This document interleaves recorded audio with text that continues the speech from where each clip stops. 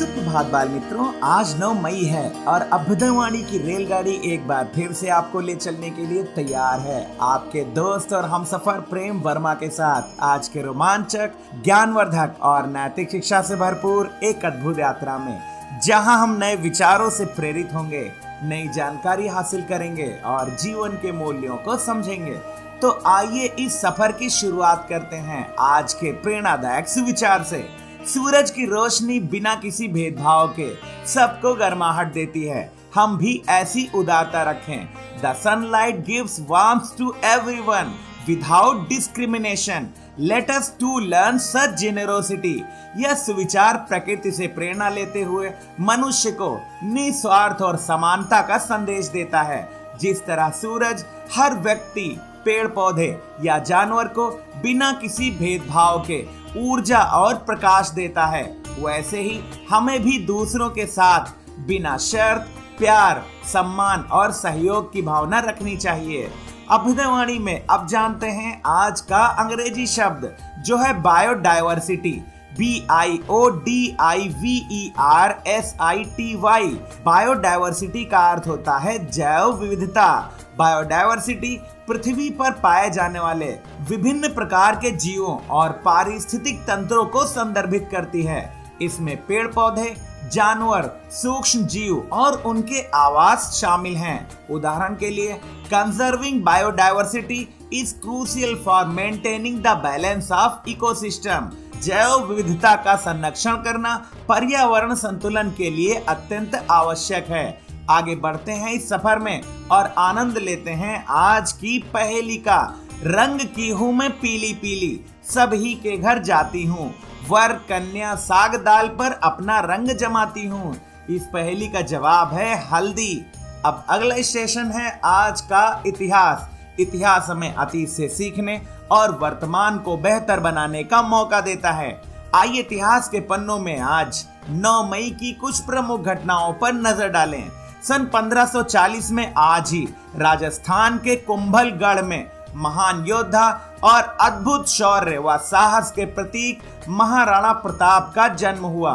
वह अपनी वीरता, देशभक्ति और चित्तौड़ की रक्षा के लिए किए गए अदम्य संघर्ष के लिए जाने जाते हैं। सन 1653 में आज ही मुगल सम्राट शाहजहां द्वारा अपनी पत्नी मुमताज महल की याद में बनवाया गया विश्व प्रसिद्ध स्मारक ताजमहल का निर्माण 22 वर्ष के निरंतर परिश्रम के बाद पूरा हुआ।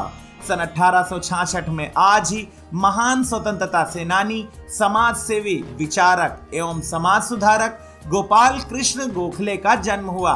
उन्होंने भारतीय स्वतंत्रता आंदोलनों में महत्वपूर्ण भूमिका निभाई और शिक्षा, सामाजिक सुधार और राजनीतिक स्वतंत्रता के लिए अथक प्रयास किए।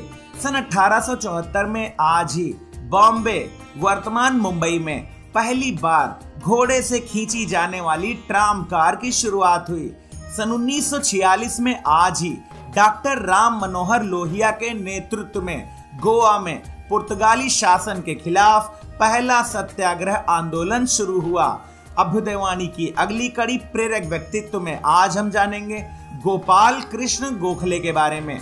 गोपाल कृष्ण गोखले, जिन्हें प्यार से गुरुजी भी कहा जाता था, भारत के एक महान स्वतंत्रता सेनानी, समाज सुधारक, शिक्षाविद और विचारक थे। वे भारतीय राष्ट्रीय कांग्रेस के नरमपंथी धड़े के एक प्रमुख नेता थे। उन्होंने अनेक महत्वपूर्ण अवसरों पर कांग्रेस का प्रतिनिधित्व किया और ब्रिटिश सरकार के समक्ष भारत के हितों की पैरवी की। गोखले जी का मानना था कि स्वतंत्रता प्राप्ति के लिए क्रांतिकारी हिंसा के बजाय संवैधानिक और शांतिपूर्ण तरीकों का इस्तेमाल करना चाहिए। वह ब्रिटिश संसदीय प्रणाली के प्रशंसक थे और उनका मानना था कि भारत में भी धीरे धीरे प्रतिनिधि मूलक लोकतंत्र स्थापित किया जा सकता है। गोखले जी शिक्षा को समाज सुधार का सबसे महत्वपूर्ण साधन मानते थे। उनका मानना था कि शिक्षा के माध्यम से ही भारतीय समाज में व्याप्त कुरीतियों को दूर किया जा सकता है और युवाओं को देशभक्त और सक्षम नागरिक बनाया जा सकता है। 1905 में गोखले जी ने युवाओं को देश सेवा के लिए प्रेरित करने और उन्हें सार्वजनिक जीवन के लिए प्रशिक्षित करने के उद्देश्य से भारत सेवक समाज की स्थापना की। इस समाज ने शिक्षा, सामाजिक सुधार और राजनीतिक कार्यों में महत्वपूर्ण योगदान दिया। गोखले जी ने शिक्षा प्रणाली में सुधार के लिए अथक प्रयास किए।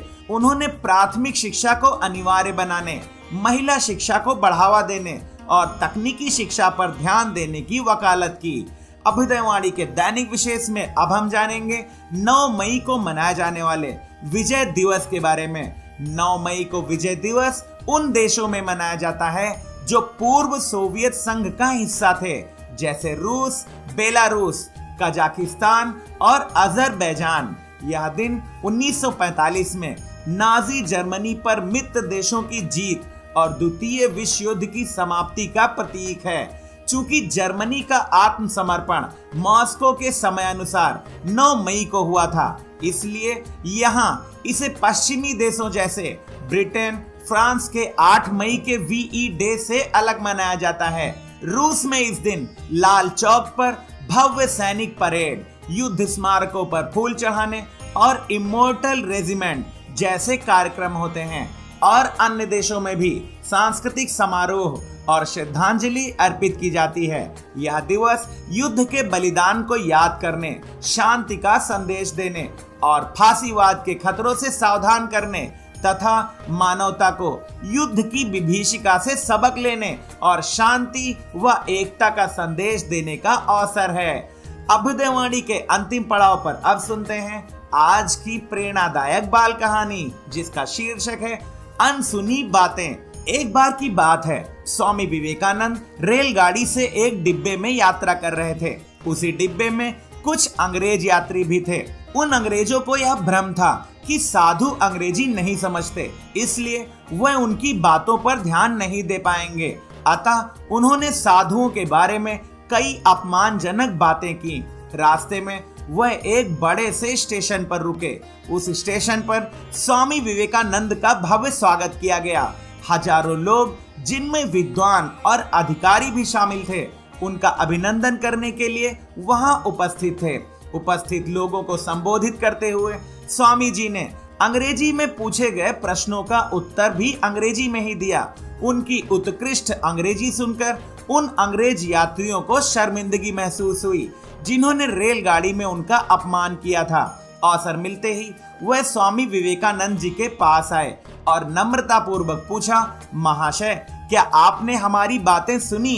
कहीं आप नाराज तो नहीं हुए होंगे? स्वामी जी ने शांत और विनम्रता पूर्वक जवाब दिया, मेरा मन अपने कार्यों में इतना लीन था कि मैंने आपकी बातें सुनी भी, परंतु उन पर ध्यान देने और बुरा मानने का समय ही नहीं मिला। क्रोध या अपमान का विचार तो आया ही नहीं। जब आपका लक्ष्य ऊंचा हो तो छोटी छोटी बातों का आभास भी नहीं होता। स्वामी जी का यह उत्तर सुनकर अंग्रेजों का सिर शर्म से झुक गया। उन्होंने अपनी गलती स्वीकार करते हुए उनसे क्षमा मांगी और स्वामी जी से आध्यात्मिक मार्गदर्शन मांगा और उस दिन के बाद वे उनके अनुयायी बन गए।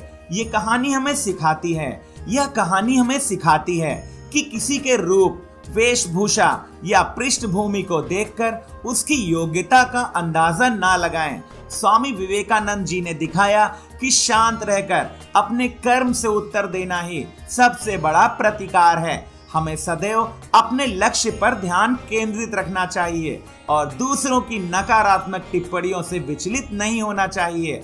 आज की अभ्युदयवाणी का सफर बस यहीं तक था। कल सुबह फिर मिलेंगे एक नई ऊर्जा के साथ, रोमांचक, ज्ञानवर्धक और नैतिक शिक्षा से भरपूर एक रोचक सफर में। आपका दिन शुभ हो। जय हिंद, जय भारत।